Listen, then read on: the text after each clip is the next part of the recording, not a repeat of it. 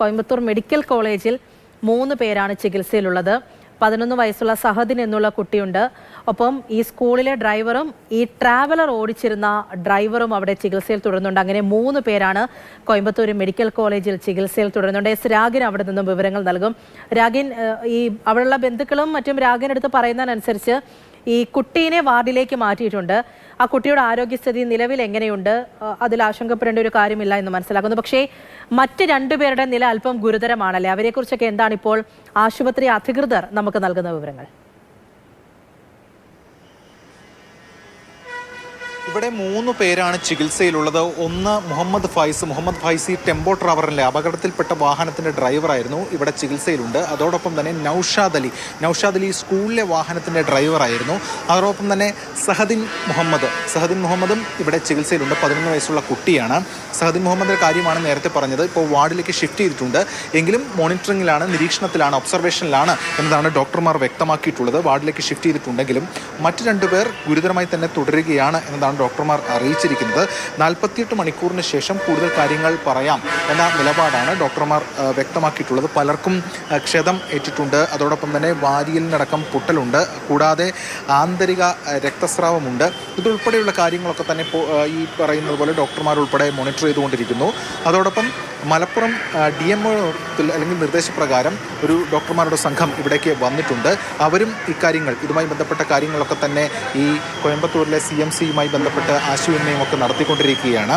Walayar police ടീമും സ്ഥലത്ത് camp ചെയ്യുന്നുണ്ട്. ഇതുമായി ബന്ധപ്പെട്ട കാര്യങ്ങൾ നിരീക്ഷിക്കുന്നതിനും അല്ലെങ്കിൽ അതുമായി ബന്ധപ്പെട്ട സഹായങ്ങളൊക്കെ തന്നെ നൽകുന്നതിൻ്റെ ഭാഗമായിട്ട് നേരത്തെ സൂചിപ്പിച്ചതുപോലെ അവിടെ പൊള്ളാച്ചി ആശുപത്രിയിൽ എത്തിച്ച ശേഷമാണ് ഈ 3 പേരെ, അല്പം ഗുരുതരമാണെന്ന് കണ്ട 3 പേരെ ഇവിടേക്ക് കൊണ്ടുവന്നിട്ടുള്ളത്. ഇതിൽ സഹദിൻ മുഹമ്മദിൻ്റെ അമ്മ സാജിദ ഈ അപകടത്തിൽ മരിച്ചിട്ടുണ്ട്. ആ വിവരം ആ കുട്ടി അറിഞ്ഞിട്ടുമില്ല. എന്തായാലും ഈ പറയുന്നത് പോലെ തന്നെയാണ് കാര്യങ്ങൾ. വലിയ തോതിലുള്ള ഒരു സങ്കടക്കടലായി മാറിയിരിക്കുകയാണ് പാങ് എന്ന് പറയുന്ന ആ ഒരു പ്രദേശം. കാരണം വിനോദയാത്രയ്ക്ക് പോകുന്നു, സന്തോഷകരമായിട്ടുള്ള ഒരുപാട് ഓർമ്മകൾ ഉണ്ടാകും, അല്ലെങ്കിൽ അതുമായി ബന്ധപ്പെട്ട കാര്യങ്ങളൊക്കെ ഉണ്ടാകുമെന്ന വലിയ പ്രതീക്ഷയോടുകൂടി തന്നെ പോകുന്നു. പക്ഷേ തിരിച്ചെത്തുന്നത് ഇവരുടെ ചേതനയേറ്റ ശരീരമാണ്. അത് അവരുടെ കുടുംബാംഗങ്ങൾ അവരെ വലിയ തോതിൽ തന്നെ ദുഃഖത്തിലാഴ്ത്തുന്നു. അതോടൊപ്പം തന്നെ വലിയ നടുക്കം ആ പ്രദേശത്ത്, ആ ഗ്രാമത്തിന് ഉണ്ടാകുന്നു. കാരണം നാട്ടുംപുറത്തെ ഒരു സ്കൂളാണ്. ആ സ്കൂള് ആ സമൂഹവുമായി അത്രത്തോളം കണക്റ്റഡ് ആണ്. ഏവരുമായി നല്ല ബന്ധം പുലർത്തുന്നവരാണ്. അധ്യാപകരാണെങ്കിലും അതോടൊപ്പം തന്നെ കുട്ടികളൊക്കെ തന്നെയാണെങ്കിലും നമുക്കറിയാം നാട്ടുംപുറത്തെ ഒരു വിദ്യാലയം, ഒരു LP സ്കൂള്, ആ സ്കൂള് ആ സമൂഹത്തിൽ എത്രത്തോളം ഈ പറയുന്നത് പോലെയുള്ള കാര്യങ്ങളിൽ നിൽക്കുന്നു എന്നത്. എന്തായാലും അത് ഉൾപ്പെടെയുള്ള കാര്യങ്ങളിൽ ആണ്. ഇപ്പം എങ്ങനെയുണ്ട്? കുഴപ്പമൊന്നുമില്ല, റെഡി ആയി വരുന്നുണ്ട്. ഫൈസിൻ്റെ അല്ലേ? നൗഷാദിൻ്റെയാണോ? അല്ല, ഫൈസിൻ്റെ. കുഴപ്പമൊന്നുമില്ല. ഡോക്ടർമാർ ഇന്ന് കൂടുതൽ പേര് എല്ലാവരും എത്തിയിട്ടുണ്ടല്ലോ, നിന്നുകൊണ്ടിരിക്കുന്നുണ്ട്. കുഴപ്പമൊന്നുമില്ല. എന്തായാലും അവരുടെ റിലേറ്റീവ്സും ബന്ധുക്കളും ഒക്കെ തന്നെ ഇവിടെ ഉണ്ട്.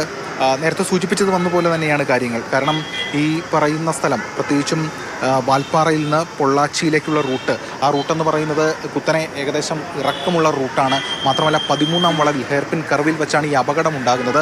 അവിടെ ആ കൈവരി തകർത്തുകൊണ്ട് ഈ 300 അടിയോളം താഴ്ചയിലേക്ക് വാഹനം മറിയുകയായിരുന്നു. ആ വാഹനത്തിൻ്റെ കാഴ്ചയൊക്കെ തന്നെ നമ്മുടെ മുന്നിലുണ്ട്. അതും വലിയ സങ്കടവും നടുക്കവും ഒക്കെ ഉണ്ടാക്കുന്നതാണ് ആ കാഴ്ചയും. അതോടൊപ്പം ഇപ്പോൾ 9ഓളം മൃതദേഹങ്ങൾ ഇപ്പോൾ ഈ പറയുന്ന പാങ് മലപ്പുറത്തേക്ക് കൊണ്ടുവന്നുകൊണ്ടിരിക്കുകയാണ്. അതാണിനെ സംബന്ധിച്ചിടത്തോളം അത്രത്തോളം വേദന അവർ കടിച്ചമർത്തി തന്നെ നിൽക്കുന്നു എന്ന് വേണം പറയാൻ. കാരണം ആ നിലയിൽ തന്നെയാണ് കാര്യങ്ങൾ വന്നിരിക്കുന്നത്. കാരണം അത്രത്തോളം ദുഃഖം അവരെ സംബന്ധിച്ചിടത്തോളം ഉണ്ട്. ഈ GLP സ്കൂളിലെ അധ്യാപകർ, ജീവനക്കാർ, അവരുടെ കുടുംബാംഗങ്ങൾ, അതോടൊപ്പം തന്നെ UP സ്കൂളിലെയും അധ്യാപകയും ഇതിലടക്കം മരിച്ചിട്ടുണ്ട്. കാരണം ആ നിലയിലൊക്കെ തന്നെ ആ സമൂഹവുമായും അല്ലെങ്കിൽ ആ അവിടുത്തെ ആളുകളുമൊക്കെയായും തന്നെ നല്ല ബന്ധം പുലർത്തി ചിരിച്ച മുഖവുമായി തന്നെ ആ നിലയിൽ നിന്നിരുന്നവരാണ് ഇന്ന് ചേതനയേറ്റ ശരീരമായി. തീർച്ചയായും അങ്ങനെയാണ്. 3 പേരാണ് ഇപ്പോൾ കോയമ്പത്തൂർ മെഡിക്കൽ കോളേജിൽ ചികിത്സയിലുള്ളത്. അതിലൊന്ന് 11 വയസ്സുകാരൻ ഷഹദിനാണ്. ഷഹദിൻ എന്ന് പറയുന്നത് ഈ മരിച്ച സാജിദയുടെ മകനാണ്. മറ്റൊന്ന് സ്കൂളിലെ ഡ്രൈവറായ നൌഷാദും ഈ ട്രാവലിൻ്റെ ഡ്രൈവറായ മുഹമ്മദ് ഫഹീസുമാണ്. ഈ 3 പേരാണ്. 2 പേര് ഇപ്പോൾ ICUയിൽ തുടരുന്നുണ്ട്. ഈ കുട്ടിയെ ഇപ്പോൾ വാർഡിലേക്ക് മാറ്റിയിട്ടുണ്ട്. അവരുടെ ആരോഗ്യം സംബന്ധിച്ചുള്ള വിവരങ്ങൾ കൂടിയാണ് ഇപ്പോൾ രാഗിൻ പറഞ്ഞത്.